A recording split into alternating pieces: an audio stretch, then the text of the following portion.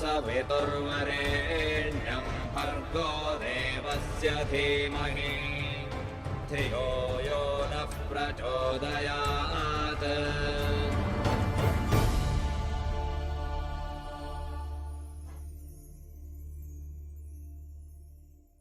नमस्ते। साप्ताहिक कार्यक्रम वेद की शिक्षा में आप सब लोग के अभिवादन करत है। जा परम पिता परमेश्वर से प्रार्थना है कि आप जहाँ भी होइबा, जैसे भी होइबा, स्वस्थ होइबा, तंदुरुस्त होइबा और हमनी के साथ जुड़ल होइबा। भाई बहन लोग, वेद संबंधी कार्यक्रम है और वेद जो है जीवन के आधार है। बार बार प्रोग्राम में बोलला जा और वेद में सब कुछ यानी कि जो मन में सवाल उठेला, प्रश्न सांझ से फजीर तक, उस सब के जवाब तोहरा मिल जाला वेद में। और वेद जोन बा उ ज्ञान के भंडार है, विज्ञान के भंडार है। खोजबा तो सब कुछ मिली ओकर में। आज हमनी के मन में जोन बा प्रश्न उठेला कि मनुष्य जोन बा ओकर में अनेक प्रकार के वृत्ति उत्पन्न होवेला। कबो जोन बा अच्छा वृत्ति उत्पन्न होवेला और कबो कबो असुर के जोन है वृत्ति उत्पन्न होवेला। तो देखब जा वेद के आधार पर असुरी वृत्ति जोन बा उ कौन ची है। सबसे पहले एकर में दूगो शब्द आवेला, एगो है असुरी और एगो है वृत्ति। तो इ दोनों के अर्थ जाने खातिर आज हमनी की जोन सभा यानी कि हमनी के जोन मंच है, दावत दिले जा यानी कि आमंत्रित कर ले जा वेद के ज्ञानी आचार्य सुनील जी के, जो नालहवन आर्य रवि वेद प्रचारिणी सभा की ओर से। आचार्य जी नमस्ते। नमस्ते भाई धर्म जी। कार्यक्रम में तोहरा अभिवादन है। और जितना दर्शक लोग हमने के देखा था वो लोगों के विशेष नमस्ते। और उतना जान ही नहीं है, जहाँ ले जानकारी रखत है जा उतना ले हमने बांटे के भी प्रयास करते नहीं, हैं। वेद के अध्ययन जोन बातें शायद हम उतना नहीं कर ले रही, पर ई कार्यक्रम के माध्यम से धीरे धीरे जोन बा हम वेद की ओर आकृष्ट होइली। और जितना कुछ तू बोलेला जाके वेद में चेक करला, सही बोलला कि गलत बोलला, काहे कि हम जाके रिस्पॉन्साब हो जाब जाके जनता के सवाल के जवाब दे खातिर। लेकिन जोन कुछ भी बोल हुआ सही बोल हुआ। और जब यूट्यूब में जेबा ई कार्यक्रम के देखबा तो सबसे जास्ती व्यूज़ तोहर कार्यक्रम के मिलेला। यानी कि जोन दर्शक लोग बा जोन यूट्यूब के माध्यम से देखेलन जा, तोहर कार्यक्रम के ज़्यादा जोन बा व्यूज़ देवेलन जा। यानी कि उ बतावेला कि तोहर में जोन ज्ञान बा कौन प्रकार से बांटेला। तो सबसे पहला प्रश्न तोहर से ई पूछब कि वेद के आधार पर असुरी के अर्थ का है और वृत्ति कौन ची है। हाँ, ऐसे ओका सही शब्द है आसुरी। मतलब कि ओकर में असुर शब्द आवेला जी। में आसुरी शब्द के संधि मतलब करबा त है आसुरी हो जाला। आसुरी शब्द एकर अर्थ ही है कि जोन चीज़ नकारात्मक बा, मतलब कि निगेटिव बा। और आसुरी के मतलब है कि ऐसन एगो वृत्ति का अर्थ होला कि मन की जोन चंचलता है, दिमाग की चंचलता हैजे से मतलब कि वृत्ति प्रारंभ होला। एगो मन की चंचलता है कि अच्छाई के पक्ष में सोचबा और ओकर परिणाम अच्छा ही निकलेला। में कबो कबो हमनी के दिमाग और हमनी के जोन मन है वो इतना ले चंचल हो जाला कि अन्य के जब बुराई सोचबा, अन्य के जब अवनति सोचबा, मतलब कि ओकर उन्नति नहीं होई, ओकर पतन हुई, ओकर पतन ही होई। और ओकर प्रति हिंसा भाव रखबा, मतलब कि मन ही मन में हिंसा मतलब कि वियोलेंस के भाव रखबा, त ऐसन वृत्ति के आसुरी वृत्ति बोलल जाला। और सबसे पहला प्रश्न हमके दर्शक के मन में ई उठत हुई कि एगो मनुष्य जोन बाते ओकर में ई आसुरी वृत्ति जोन बा सकेला पैदा होई, सकेला आई। देखा, हमनिक मनुष्य हैं सा, हमनिक के जोन शरीर हा और शरीर के जोन तरंग हा, मतलब कि जोन वाइब्रेशन हा, वो सबसे जुड़ल हा। धरती से, पानी से, हवा से, आकाश से, और हमनी के आस पास जितना कोई बा ओकरो से हमनी के वृत्ति, मतलब कि हमनी के जोन तरंग हा, जोन विभाषों हा, ओकर से जुड़ल हा। त जेकर से हमनी नाता जोड़ी लासन तो ओकर वृत्ति थोड़ा बहुत हमनी के अंदर में चलावेला। मतलब कि ओकर जोन संस्कार हा हमनी के अंदर प्रवेश कर जाला। अब मानिए जाए कि कोई चुंबक, मतलब कि एगो लेमा, ओकरा मैग्नेटिक, हाँ ओकरा कोई से भी सटैबा त जोन चीज में उ सटी ओकर में उ गुणवा उ चढ़ावेला। हाउ गुणवा चलावेला। छोटा में करत हली जाए, एगो लिमा एगो लोहा लेके इसी हाँ से करके तब हाँ लोहा जहाँ भी जलबे त सट त जा वो चढ़ल। मैग्नेटाइज हो जाई। हाँ त हमनी के शरीर भी और हमनी के मन और मन के जोन वृत्ति है वो भी बराबर है। अर्थात मन के जोन वृत्ति है जोन तरंग निकलता जेकर से टकराता फिर से तोहर से वापस आवता तोहरे में तो ओकर गुण ले ले तोहर में प्रवेश होता। हमनी बहुत समय तक हमनी मानिया जाए कि एगो असुर के साथ है सा। असुर मतलब कि एगो माल प्रेत्या हवे तो से जोन पूछे के रही है, मैं दुगो शब्द आवेला, एगो ह अ एगो ह सुर। हाँ सुर सुर के मतलब मतलब का? अच्छा। अच्छा अब जोन सुर के जब बोलबा तो उ देवता हा जोन अच्छा काम करता और हर एगो व्यक्ति अच्छा काम करेला अपन जीवन में तब बोली लासन कि ई देवता हा। और असुर मुवे काम करे। त जोन एगो व्यक्ति ओकर में अ डाल देला असुर डाल देला त एकर अर्थ ही हो जाला कि अब एकर में बहुत बुराई चलाल बा ओकर विपरीत, सुर के और विपरीत। हाँ ओकर विपरीत जितना चीज बा ओकर में बुराई ही बुराई से कार्य लेवता मतलब कि अपन काम करता काहे कि ओकर में हव वृत्तिवा जोन तरंग बा ऐसन मैग्नेटाइज हो गल बा मतलब कि ओकर में एगो आकर्षण चलाल बा कि ओकर हर एगो चीज में उ बुराई ही के सोची अच्छाई के कबो नहीं सोची। अच्छा, जितना बुराई करता, माना कि लाख बुराई करता, ओकर बुराई, ओकर हिंसा, ओकर हई सब, माना कि सब बुरा कार्य वो करत आते। वो एगो असुर के गंती में चल गल बा। हाँ अब उसान फजीर बैठ के परमात्मा के जपल करी, ओकर मंत्र पढ़ल करी, वेद के आधार पर ओकर जान करती रही, पूजा पाठ करती रही, तो ओकर पापा जोन बा जोन करनी करता मिट जाला। त जितना देखा जोन चीज करबा यदि बुराई करत हुआ तब बुराई के फल अलग है और अच्छाई करत हुआ तो ओकर फल अलग है। एगो बुरा काम मैं कर दी। ओकर अच्छाई के मतलब नहीं है कि हाँ बुराईवा के नाश करत हुआ।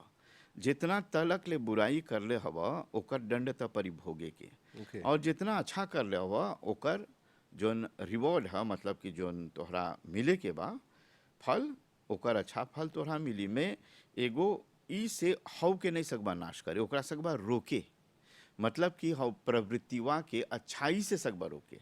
हाइजा पर प्रश्न पूछी जाती है, हाँ तो हाइजे बात लेकिन जवाब मिल गल चला। हाँ हाँ यानी कि बोले खोजत रही कि जैसे अकाउंट्स में डेबिट क्रेडिट हाँ होवेला, हाँ, बिल्कुल। 1 रुपया उधार ले ली, 1 रुपया घुमा ली तो अकाउंट बैलेंस हो गल, हाँ बराबर हो गल, हाँ वो हाँ उसे नहीं है। अवसे नहीं है। उसे नहीं है। हाँ अच्छा, हाइजा पर ही जितना भी नकारात्मक वृत्ति इंसान करेला, नकारात्मक कार्य करेला, भगवान उ सब के पहचानेला, उ जान रखेला ओकर। हाँ पहला तो हाउ पहला जो प्रश्न पूछले रहला कि मनुष्य में नकारात्मक प्रवृत्ति मतलब कि आसुरी प्रवृत्ति प्रवेश होला कि नहीं तो ओकर उत्तर है कि होला लेकिन वो होला मनुष्य के ओकर कर्म पर मतलब कि ओकर पर निर्भर है और ओकर मन और दिमाग पर निर्भर है।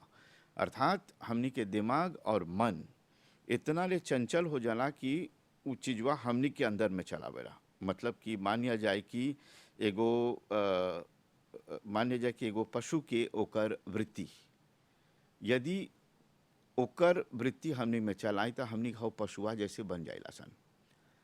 और जब ओकर वृत्ति नहीं आई दूसर चीज के वृत्ति आई तो हव औसन वृत्ति मतलब कि औसन स्वभाव औसन टेंडेंसीज तो हर में स्वाभाविक रूप से उत्पन्न हुई। और जोन प्रश्न पूछला कि जितना वृत्ति आवेला और उ वृत्ति के आधार पर हमने कोनो चीज कर देला सन तो भगवान पहचानेला कि नहीं तो ओकर उत्तर है कि उ पहचानेला। अर्थात भगवान तो सर्वव्यापक है और सर्वज्ञ है, उ सब कुछ जाने होला है और भगवान के ओकर दृष्टि से कोनो एगो कार्य करला अच्छा कार्य करला या बुरा कार्य करला ओकर संज्ञान में है ओकर मतलब कि ओकर पहचान में चलावेला।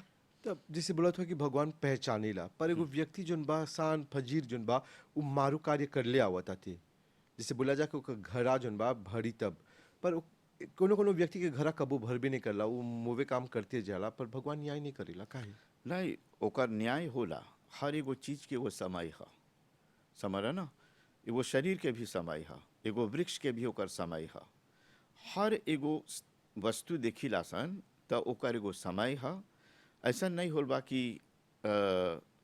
रावण शारीरिक रूप से मर जाला, मर गल बा। दुर्योधन भी अब नहीं बा इस संसार में, नहीं लेकिन हो बात ओकर ही। वृत्ति अभी ले जीवित हाउ बा। बात है, तू बोलत हुआ कि वो मर गल बा, ओकर लोग के शरीर जो सकेला मर गल होई, हाँ। लेकिन ढेर कोई के मन में अभी भी रावण और ई हाँ, दुर्योधन त बसल उ बा। कौन चीज हा वही ओकरे बजाला वृत्ति। मतलब कि राम के भी वृत्ति तोहर में सकी जाग जाए, और तोहर में रावण के भी वृत्ति सकी जागे। मैं ई वृत्ति के चुने के हमनी के कर्म पर आधार है। हाँ, पर यदि देखबा हकीकत में, यदि रियलिटी में देखब जा, ये भौतिक युग में जियत है जा, पर आज के युग में देखिला जा कि राम के जस्ती लात लगेला और रावण के जुनबा जस्ती मान मिलेला, ओकरे बढ़ावा मिलेला, वही आगे आगे रहेला, वही आगे चलेला। जहाँ पर आसुरी वृत्ति के राज रहेला ना, त उ मानवा हौजा मिलेला। में जहाँ पर दैवी वृत्ति के राज्य रहेला, तो हौजा पर ही सब कुछ नियम और सब कुछ जैसे चाहे ना रहे कि औसे होला। मैं मान लिया जाए कि एगो व्यक्ति बहुत से घेरल बा, मतलब कि आसुरी वृत्ति से, तो हौजा एगो अच्छा आदमी जाए, एगो अच्छा इंसान जाए, तो ओकरा हौजा नहीं अच्छा लगी। उ सकेला एक क्षण में हौजा से उ निकल जाए, काहे कि उ वृत्ति से समझलक मजे ओकर सामंजस्य नहीं बैठता, ओकर कनेक्शन नहीं बैठता, अदाप्ते नहीं होता। अदाप्ते नहीं होता। और जहाँ पर समझे समायोजन नहीं बा, अदाप्ताशो नहीं बा, तो हौजा पर ही ऐसन व्यक्ति नहीं रही। कैसन के रही जोन उ वृत्तिवा से मतलब कि संपर्क में बा, ओकरा अच्छा लगता। और बहुत सारे मान लिया जाए कि नशीले पदार्थ बा, हाई पिए के बा, हो पिए के बा, तो औसन व्यक्ति जब आवेला तो उ देख ले तो समझ ला ओकर लिए बहुत बड़ा एगो पर्व मनावल जाता, एगो बड़ा फेट होता। याद रखिए भाई धर्म जी, हमनी जब कोनो धार्मिक कार्य करे जाइला सन, तो ऐसा वृत्ति के हाँ कि पूछेला कि हई कार्यक्रमवा, हई यजवा कब फिनी होई, हई एगो कायते व्यक्ति हा। उ कोई नहीं पूछलक, मैं एगो दूगो व्यक्ति पूछी बे आचार्य जी ई धार्मिक कार्यवा कब समाप्त हुई। मैं हवे व्यक्ति वा एगो दूसर जगह पर एगो मधुशाला में जाता या एगो बहुत बड़ा पार्टी बा, नहीं पूछला तो कब नहीं उ हई पूछी, बोली कब शुरू हुई।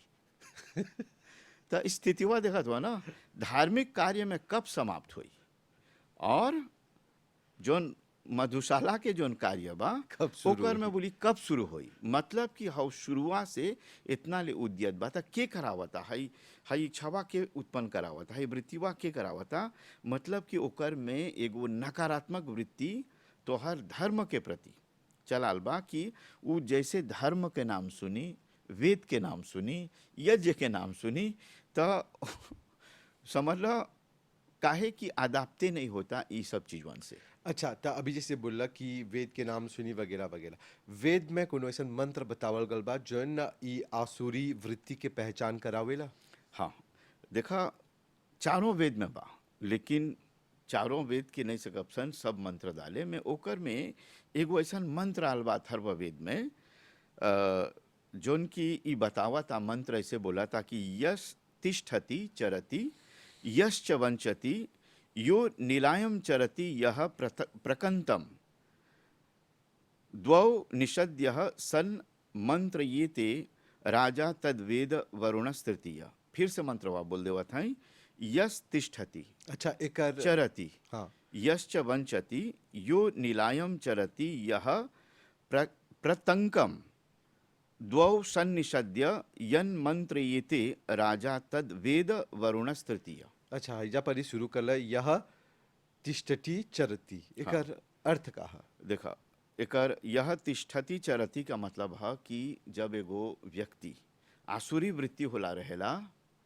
तो उ खड़ा होई, कबो चली, कबो इधर जाए, कबो उधर जाए। मतलब कि तिष्ठती के त ओकर अर्थ है बैठे के। यानी कुछ चंचल रहेला, हाँ, यानी कि चरती के मतलब है चलते रहे के। चलते रहे के और बोला बिना भेद के। दोनों जना दोनों चीजवा में उ समझला तिष्ठती चरती बैठबो करता और चलबो करता। त एकर मतलब है जा वेद के अनुसार कि ओकर में एगो चंचलता के प्रतीक बा, कुछ सोचाता। समझल ना, जब जब आवश्यकता से अधिक जब नकारात्मक चीज सोचबा त चलबा बैठबा नहीं जानबा कोची करत हुआ। फ्रेंच में मैं तोहर दिमाग बहुत दौड़ाता कुछ फ्रेंच में एकरे माकावेलिक बोलल जाला। हाँ, ये हम नहीं जाना था। हाँ। एगो शब्द जान गई एकरो। माकावेलिक। हाँ, त ई एकरा जोन बा ई चंचलता के एगो एगो एगो प्रतीक ह। प्रतीक ह।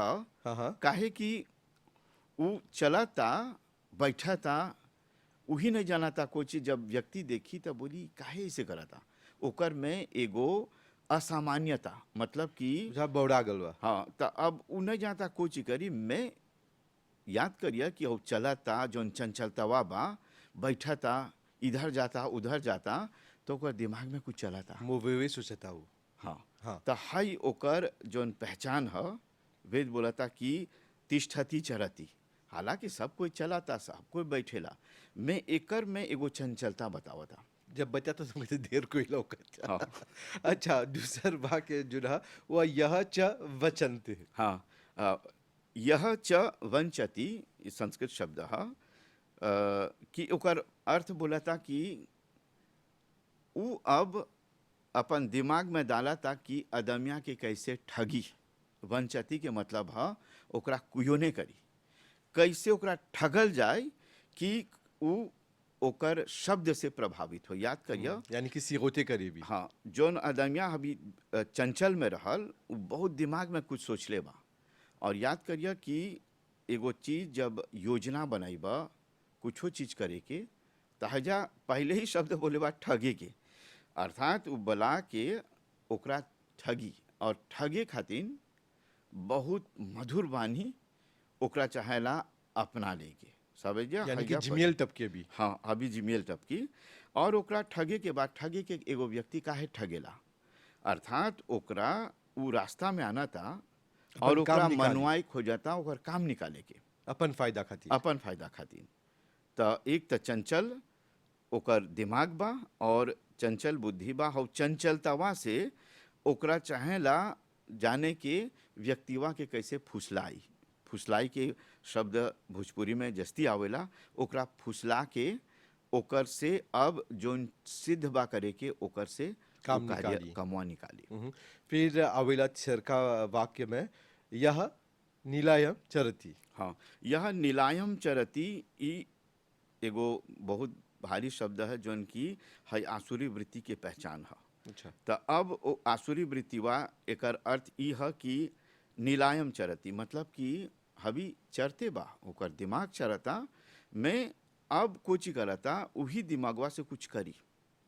एक त ठगी ओकर वाणी के प्रयोग करता, मतलब कि ठगे में बहुत झूठ बतिएबा, जोन चीज नहीं बा तब बतिएबा। मैं ओकर से आगे जब बढ़बा तब बोलता नीलायम चरती, मतलब कि छिप कर लुका के एगो अच्छा, मतलब कि वो मारू काम करेगी। मतलब कि छिप कर अवांछनीय जोन कर्म है, जोन कर्म ओकरा नहीं चाहना करे के उ भी करी।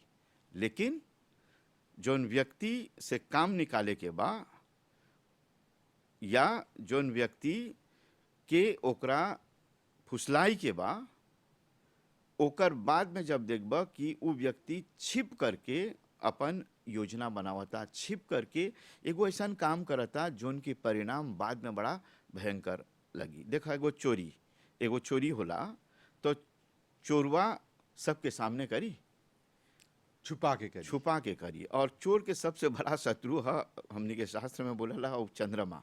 चंद्रमा मतलब कि लालिन के एक लेगाज, कोनो एक लेगाज रही। हवजा एक लेगाज से ओकर मतलब है कि जहाँ एक लेगाज रही, मतलब कि जहाँ सब कुछ लौकी नहीं सकबा चोरी त करे। ओकरा नहीं सकबा चोरी करे। चोरी करे खातिर अंधकार में। फुसला के व्यक्ति के भगाई के हा, या कोनो सुनसान जगह पर ऐसा एगो कार्य कर दे के जोन की उ नहीं चाहना करे के, और जेकर परिणाम बड़ा ही भयंकर है।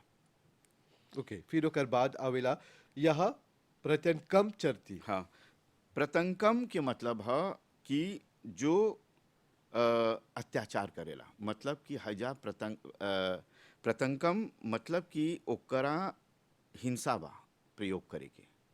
हिंसा के मतलब वियोलेंस। और जितना भी आसुरी वृत्ति हा उ कब तोहरा मार देलक पीछे से तू नहीं जानबा।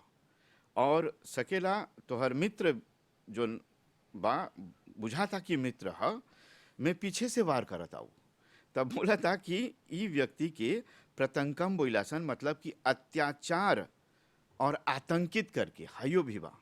मैं निक तोहरा मारत नहीं बा, मैं मारे से आगे तोहरा धमकी भी देवाता, तोहरा आतंकित करता, तोहरा डरावता, तोहर में एगो भय डालता और अत्याचार भी करता। जाने ला एगो एगो शब्द आवेला कि मानिए जाए कि तोहरा अंदर ही अंदर कोई तोहरा दबावता या एगो इमोशनल ब्लैकमेलिंग करता, मतलब कि तोहर भावना से खेलता, तो ई भी अत्याचार के अंतर्गत आवेला। एगो व्यक्ति के भावना से खेलना बहुत भयंकर चीज़ है। एगो व्यक्ति के साफ साफ बोल देला वो एगो अलग चीज़ है।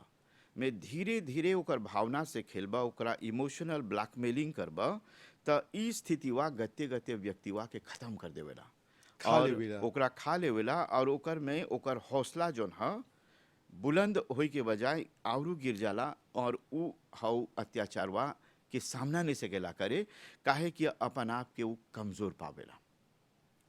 तो इस स्थिति में बोला था कि अत्याचार आतंकित करके जो आदमिया विचार कर ले ऐसे करे के कि ओकरा धमका दे के, ओकरा डरा दे के कि जे ऐसे करबा तो तोहर परिणाम ऐसे रही। हालांकि व्यक्तिवा जो अच्छा व्यक्तिवा बा, तो अच्छा व्यक्तिवे यदि ओकर संगे साहस नहीं रही तो उ गिर जाए। ई खातिर भगवान से हमने के हमेशा कितनो अच्छा रबा भगवान से साहस के कामना करे के, ताकि कोई भी एगो नकारात्मक चीज आए तो उ चीजवा भस्म हो जाए, उ चीजवा समाप्त हो जाए। अच्छा, फिर ओकर बाद आवेला ध्यो सन्निषद। हाँ, द्यव सन्निषद्य। देखा कुछ बोला था कि बोला था अभी तो एगो व्यक्ति करा था ना, जब कोनो भयंकर परिणाम आने के बाद या कोनो प्रति मान ली जाए कि कोई के प्रति या तोहर प्रति एगो चीज ऐसा आने के बाद कि मजा तोहरा समाप्ति कर दे, तोहरा हजा से हटा दे, या कोनो एगो चीज कर दे, या एगो व्यक्ति बा अच्छा व्यक्ति बा और वो बहुत सकी प्रगति करे, तब बोली रासन ना कि जब व्यक्ति ऊपर चढ़ेला तो ओकर टांग नीचे वाला ढेर कोई हा दबाई के ऊपर से, ओकर से छाना दबाई के नीचे से खींचे के ऊपर से दबाई के, तो एगो दबाव आवेला और एगो खिंचाव आवेला। तो स्थिति में कौन चीज होला कि जोन व्यक्ति में उ साहस उ शक्ति नहीं है तो उ नीचे चलावेला और उ व्यक्ति आगे नहीं बढ़ेला। एगो बोली लासन कि एगो कलकत्ता क्रैब या कुछ ऐसे बा कि वो केकड़ा रहेला, तो बोलेला कि हई सब केकड़ावन कबो समझला उ भागे नहीं सकी। जब मान लिया जाए कि केकड़ावा एगो भागे खो जाता तो दूसर ओकर टांग पकड़ के ओकरा हवे में डाल देवाता, मतलब कि विशेष रूप से ओकरा उन्नति करे नहीं दे। तो हजा बोला था दुआऊ, दुआऊ के मतलब दूगो। जब एगो व्यक्ति से काम नहीं चलेला, ओकरा बा अपन उद्देश्य के पूरा करे के, तो ओकर में एगो से जस्ती हो जाला। दुआऊ के मतलब दूगो में, दुआऊ द्विवचन है, मतलब कि दू जना मिल के जोन योजना बनावत हुआ जा, जोन षड्यंत्र करत हुआ जा, मतलब कि कॉन्स्पिरेसी, एगो व्यक्ति के ओकरा समाप्त करे के, एगो व्यक्ति के हटाई के, तब बता एगो से कुछ हो जाला दूगो होला। और ये दूगोआ से कितना व्यक्ति समझ ला वो आसुरी वृत्ति में जोन है जमा हो जाला। तब बोला था कि द्वौ सन्निषद्य, जोन दूगो व्यक्ति बा एक साथ बैठ करके गुप्त मंत्रणा, गुप्त मंत्रणा मतलब कि आपस में बुलियन से देखा नहीं से बा कैसे ओकरा हटापसन, कैसे ओकरा मारपसन, कैसे ओकरा खत्म करपसन, कैसे ओकरा नुकसान पहुँचापसन। तो दूगो व्यक्ति जब मिल के ओकर षड्यंत्र करेला, गुप्त मंत्रणा करेला, तो ओकर से कौन चीज होला, बोला था कि भले से दूगो बा, मैं बोला था कि हई दूगोवा सकी इतना ले नुकसान कर दे कि तू सोचे नहीं सकबा काहे कि है जोन नकारात्मक वृत्ति हा एगो से शुरू होला फिर से दूगो आवेला और ऐसे जब दूगो चलाल तो समझिया कि 100 के आई के देर नहीं बा, तो लड़े के 1000 क्षमता आई भी घट के- जाला। हाँ अच्छा आचार्य जी हजा परी समय बहुत कम थी बा, एगो अंतिम रगल बा राजा तद वेद वरुण तृतीय। हाँ तब बता तत् तृतीय वरुण राजा वेद ओकरा घुमा के बोला था अच्छा कि बोला था कि हई जोन कॉन्स्पिरेसी होता, जोन चीज षड्यंत्र होता या वो व्यक्ति के हटाई के बा ओकरा गिराई के बा, तब बता जोन सबसे बड़ा राजा है जेकरा परमेश्वर बोलासन, जेकरा वरुण नाम से बोलीलासन और जे हमनी के दंड भी देवेला, उ राजा बोलता कि परमेश्वर वेद मतलब कि हजा सब कुछ जानेला, वेद के मतलब वही सब कुछ जानेला और उ जोन व्यक्ति वा षड्यंत्र करता एक दिन न एक दिन परमात्मा कोनो न कोनो रूप से उ व्यक्ति के दंड देवेला। तो इस स्थिति है कि एगो व्यक्ति कितना भी बुराई कर ले, एक दिन उ बुराई करे होला व्यक्ति जोन है जोन अच्छाई करता ओकरा एक दिन पड़ेला ओकर से क्षमा याचना करे के। उ क्षमा याचना ओकर सामने नहीं करी तब मरे के आगे ओकर मन में करी कि हम हई चीजवा करी, भगवान हमरा क्षमा करे के। वो भगवानों से क्षमा मांगी और अपन मन में उ व्यक्ति से भी क्षमा मांगी, काहे कि एगो ऐसा स्थिति आवेला जब हई आसुरी वृत्ति व्यक्ति के मन से हट जाला तो ओकर मन पवित्र हो जाला। जैसे बोला सा ना, सोना जब कीचड़ में पड़ल रही त कीचड़वा सोनावा के ओकर चमक जोन बा ओकरा नहीं फैलावेला में, हवे जब ओकर से कीचड़ निकल जाए तो सोना चमचम चमकी और सब कोई देखी कि सोना है और उ शुद्ध मतलब कि शुद्ध स्वरूप की स्थिति में बा। और जब हमनी के वृत्ति शुद्ध हो जाला, हमनी के आत्मा जब शुद्ध हो जाला, हमनी के विचार जब शुद्ध हो जाला, हमनी के दिमाग जब शुद्ध हो जाला, तब बहुत ऐसा जो गलत कार्य कर लाई सा ओकरा पड़ेला फिर से सोचे के और सोच के यदि गलत होई तब मन ही मन में पड़ेला प्रायश्चित करे के, लेकिन दंड तो भगवान ही देवेला। आचार्य जी बहुत बहुत धन्यवाद। सवाल तो ढेर रहल मन में, सवाल पूछे जाता है ओकर से पहले जवाब मिल जाता थे और आज अला इतना गंभीर विषय पर बात करला और हमू प्रण लेवत है कि जितना भी असुर लोग बा वो लोग के साथ कबू नहीं देवब, हम असुर लोग से दूर रहब। और आज अला आर्य रवि वेद प्रचारणी सभा मॉरिशस की तरफ से बहुत बहुत धन्यवाद। बहुत बहुत धन्यवाद धर्म जी।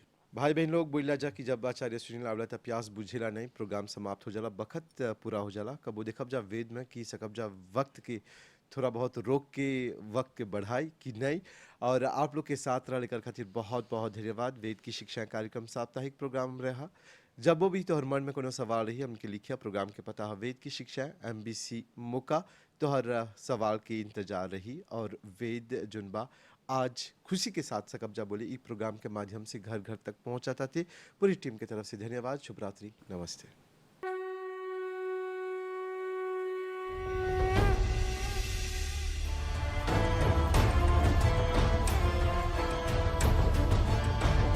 ॐ भूर्भुवस्सुवः तत्सवितुर्वरेण्यं भर्गो देवस्य धीमहि धियो यो नः प्रचोदयात्।